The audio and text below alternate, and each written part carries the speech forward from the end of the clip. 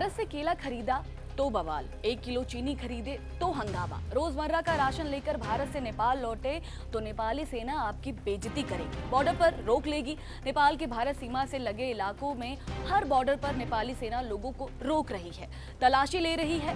भारत से खरीद कर लाने वाले सामानों को खुलवाया जा रहा है। नमस्कार, मैं साक्षी सिंह और आप देख रहे हैं जी मीडिया का डिजिटल प्लेटफॉर्म।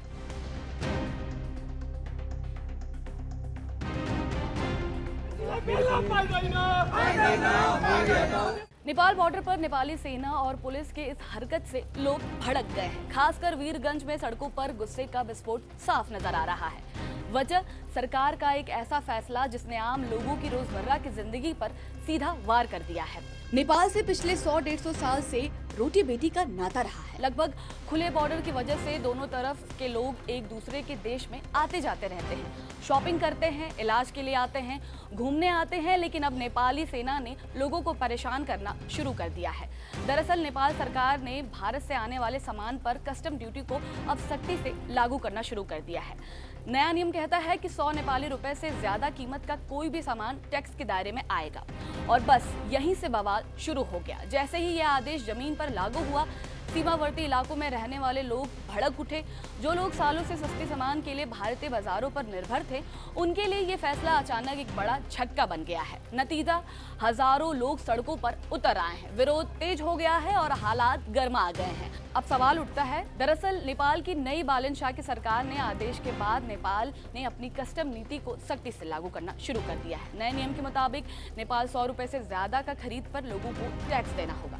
मतलब ये है कि अगर कोई आदमी 100 नेपाली रुपए से ज्यादा का सामान भारत से खरीद कर वापस नेपाल लौटता है तो बॉर्डर पर उन्हें कस्टम देना होगा। इसके तहत सीमा चौकियों पर सुरक्षा एजेंसियां सक्रिय हो गई हैं और दक्षिणी मैदानी इलाकों में भारत से आने जाने वाले सामान की कड़ी जांच की जा रही है।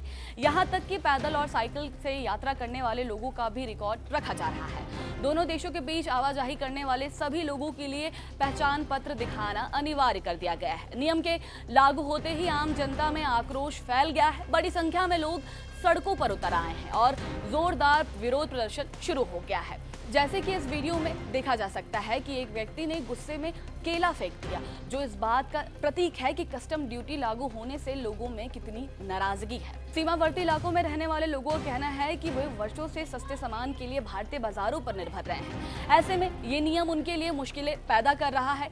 सीमावर्ती इलाकों में रहने वाले लोग वर्षों से बिना ज्यादा बाधा के एक दूसरे पर यहाँ से सामान खरीद रहे हैं। खासकर नेपाली नागरिक बड़ी आसानी से भारतीय बाजारों से रोजमर्रा की जरूरत की सामान ले आते हैं। अब जब कस्टम ड्यूटी को सख्ती से लागू किया गया है तो इससे न सिर्फ नेपाल के लोगों की खरीदारी प्रभावित होगी, बल्कि सीमावर्ती भारतीय बाजारों पर भी असर पड़ रहा है। क्योंकि पहले नेपाली ग्राहक की अच्छी खासी भीड़ रहती थी, अब वहां सन्नाटा पसर गया है। ग्राहकों की संख्या में तेज गिरावट आई है, जिससे छोटे दुकानदारों और फुटकर व्यापारियों की चिंता बढ़ गई है। नेपाल भारत खुली सीमा संवाद समूह ने सरकार से इस नीति में तुरंत बदलाव की मांग भी की है। वीरगंज समेत कई क्षेत्रों में इस फैसले के खिलाफ प्रदर्शन भी हुए हैं। अब बड़ा सवाल ये है कि बालन शाह ऐसा कदम क्यों उठा रहे हैं। भारत और नेपाल के बीच रोटी बेटी जैसा गहरा रिश्ता रहा है। क्या ये माना जाए या समझा जाए कि बालन शाह नेपाली लोगों को भारत से सामान कम खरीदने के लिए नियम कड़े कर रहे हैं? क्या बालन शाह की सोच चीन के प्रति झुकाव वाली है? क्या बालन शाह भारत की जगह चीन से ज्यादा करीब जाना चाहते हैं? क्या बालन शाह चीन के गोद में बैठ गए हैं? क्योंकि ये 100 रुपए जैसी छोटी रकम पर टैक्स लगाने वाली बात नहीं है, बल्कि ये आम लोगों को भारत जाकर सामान खरीदने से रोकने की चाल समझिए। कोई शक नहीं है कि बालन शाह की साजिश वाली सोच को भारत सरकार भी समझ गई है।